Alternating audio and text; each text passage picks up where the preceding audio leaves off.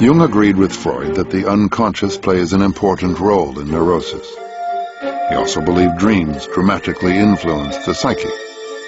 But Jung's notion of the collective unconscious, the theory that we are shaped by a common memory of myths and images, was a strong departure from Freud's theories. Jung also rejected Freud's insistence that life energy is primarily sexual. Jung converted many to his new form of therapy, but his approach to psychology owed much to the father of psychoanalysis. The history of modern psychotherapy begins with Freud, and a historical overview has to include him. But I think there was a sense that when I trained, that Freud was almost everything, and to the extent that he wasn't everything, there was a sort of hub-and-spoke arrangement where Freud was at the center and everything else was some variant of Freud or comment on Freud. Whereas I'd say now, even within psychotherapy, Freud has become one among many. Of course, psychoanalysis is still the best, most complexly elaborated theory of the human mind. Freud wrote prolifically after the interpretation of dreams was published. His later volumes included a study of the individual's relationship to society, a psychoanalytic account of Moses and the Jews, and more detailed work on the ego and the id. By 1926, Freud was an internationally known psychiatrist. Anna Freud followed her father's footsteps into psychoanalysis, providing Freud with a collaborator and companion until the end of his life. From 1923, Freud suffered from cancer of the jaw and palate, which required repeated surgery and radiation treatment. For the next 15 years until his death, Freud was never without complaint, at times enduring terrible pain.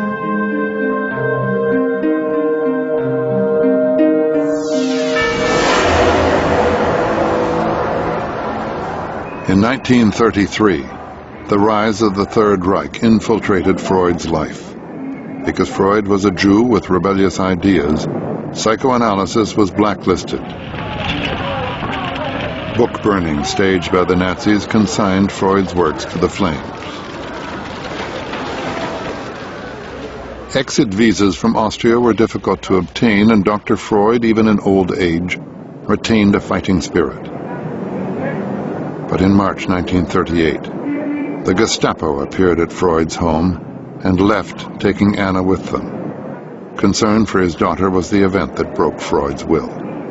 When Anna came back the same day, Freud agreed to emigrate.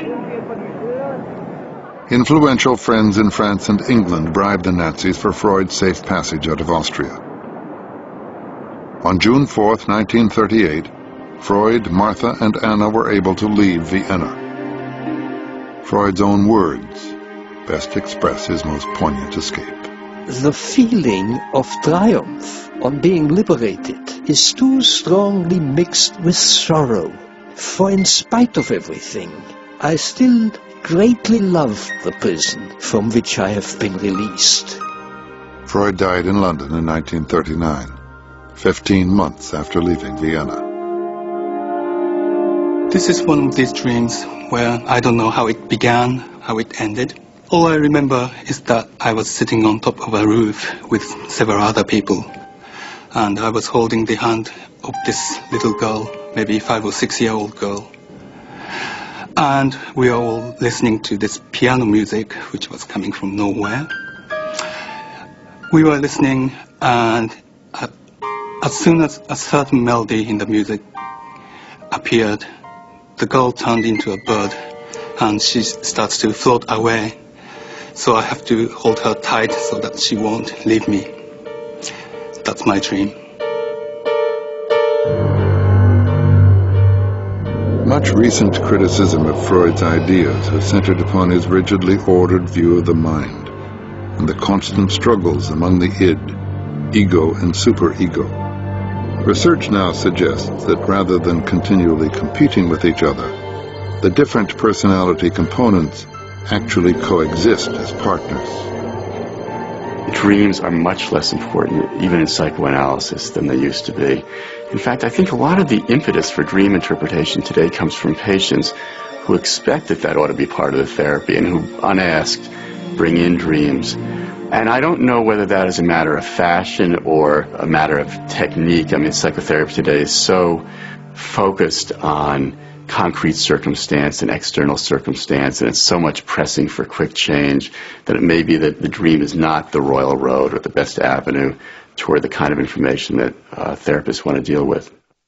The future of psychotherapy has become uncertain due to the increasing success of drugs in the treatment of disorders from depression to schizophrenia.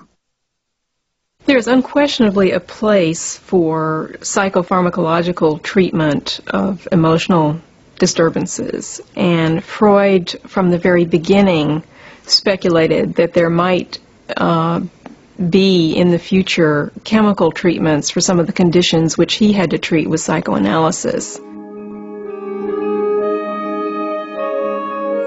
This man who spent his life imploring patients to tell him their troubles was less anxious to confess his own story. We will probably never know why Freud destroyed many letters and documents. Perhaps he thought some things were better left unread.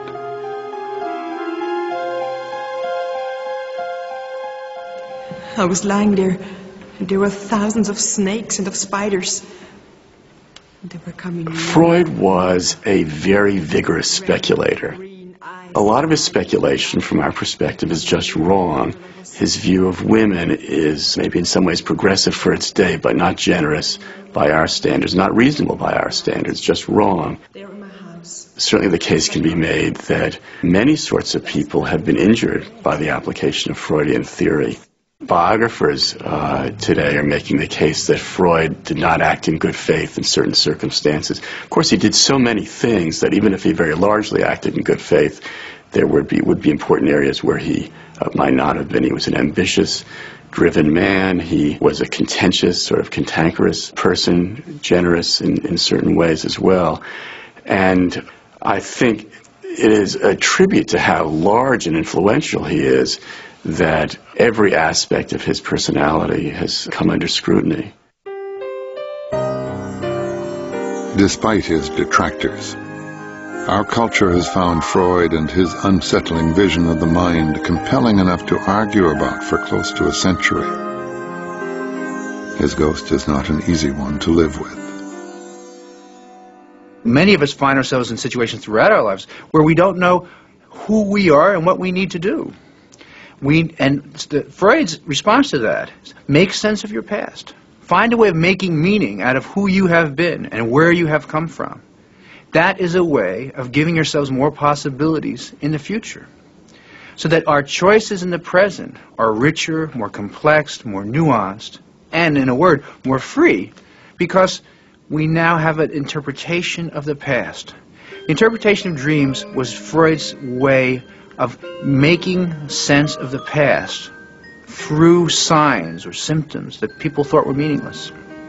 Whether or not one takes the dream as the royal route to the unconscious, it seems to me the lesson of this great book is that we make sense of our past because we need to be more free in the present when we have intense, sometimes painful conflict. Perhaps not so much has changed since Dr. Freud invited us to lie down on the couch. We still understand only the smallest fragments of the human mind and its dreams. At the very least, Sigmund Freud encouraged us to examine ourselves. The analysis session is not over.